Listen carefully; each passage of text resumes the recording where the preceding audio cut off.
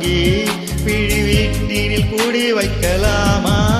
நான் வாழும் வீட்டுக்குள் வேறாரும் வந்தாலே தகுமா?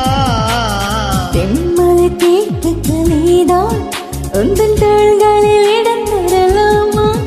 நான் சாயும் தாழ்மை வேறாரு சாய்ந்தாலே தகுமா? செங்குல